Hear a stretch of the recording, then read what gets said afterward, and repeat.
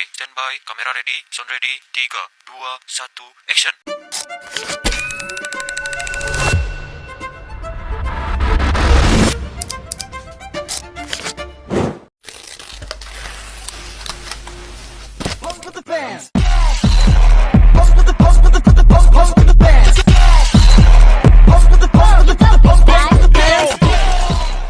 Assalamualaikum warahmatullahi wabarakatuh. Salam sejahtera bagi kita semua. Di era ini, kita tidak hanya hidup di dunia nyata, tetapi juga di dunia yang melampaui batas fisik, yang sering kita sebut sebagai metaverse. Sebagai generasi Z, kita adalah penduduk asli dari dunia digital ini. Namun, pertanyaan besarnya adalah, saat teknologi semakin canggih, apakah karakter kita juga semakin kuat? Nah, dalam video kali ini, kami akan membahas bagaimana Pancasila tetap relevan menjadi fondasi karakter kita dalam menghadapi peluang dan tantangan di era metaverse. Baik, mari kita samakan persepsi dulu. Metaverse bukan hanya sekedar bermain game online. Ini adalah realitas virtual yang imersif, di mana kita hadir sebagai avatar. Kita bisa bersosialisasi, belajar, bahkan bertransaksi ekonomi di sana. Jadi, bagi kita Gen Z, ini adalah peluang luar biasa untuk kita berekspresi tanpa batas geografis. Benar sekali, peluangnya memang sangat besar. Namun, berdasarkan berbagai penelitian, ada risiko serius yang mengintainya. Masalah utamanya adalah anonimitas saat menggunakan avatar. Seseorang sering merasa bebas dari rasa tanggung jawab sosial. Akibatnya, kita sering melihat cyberbullying yang lebih kejam daripada dunia nyata.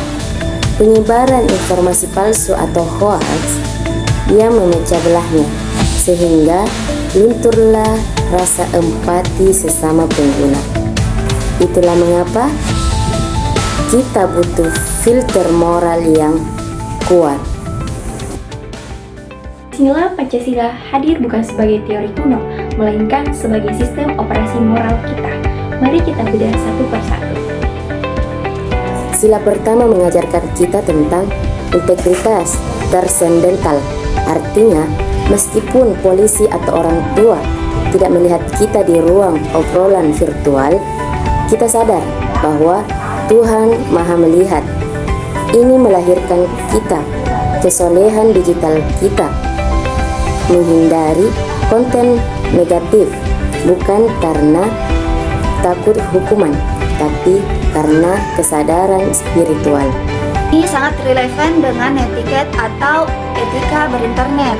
Kita harus selalu ingat bahwa di balik setiap avatar, seaneh apapun bentuknya, ada manusia nyata yang punya perasaan.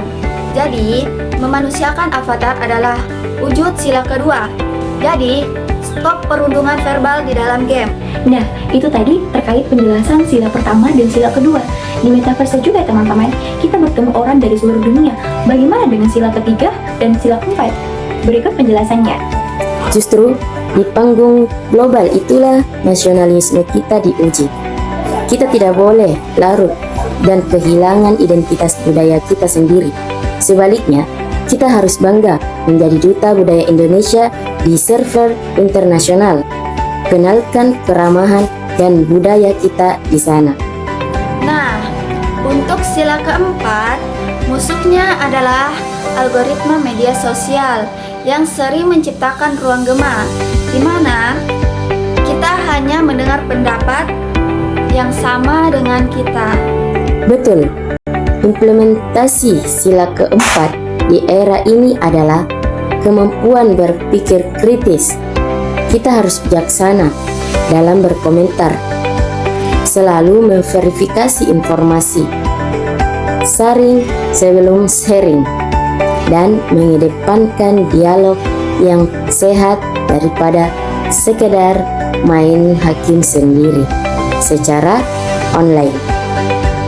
Nah, terakhir penjelasan terkait sila kelima tentang keadilan sosial. Berikut penjelasannya. Ini bicara tentang kesenjangan digital. Tidak semua orang punya punya akses internet cepat atau perangkat canggih.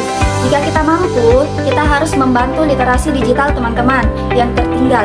Selain itu, keadilan juga berarti menghargai hak cipta, tidak membajak karya seni atau software orang lain. Itu tadi pembahasan terkait pembangunan karakter generasi Z di era metaverse yang berdasarkan nilai dasar Pancasila. Nah, sebagai kesimpulannya nih teman-teman, teknologi metaverse adalah alat yang netral, baik atau buruk dampaknya sangat bergantung pada siapa yang Kita menggunakannya. tidak mungkin menolak kemajuan teknologi, tetapi kita bisa memilih untuk tidak kehilangan jati diri. Mari menjadi Gen Z yang tidak hanya cerdas secara digital, tapi juga cerdas secara moral dan emosional. Menjadikannya. Maka, jadikan nilai-nilai Pancasila sebagai kompas membantu setiap klik, setiap unggahan, dan setiap interaksi kita di dunia maya. Terima kasih telah menyaksikan, semoga bermanfaat. Assalamualaikum warahmatullahi wabarakatuh.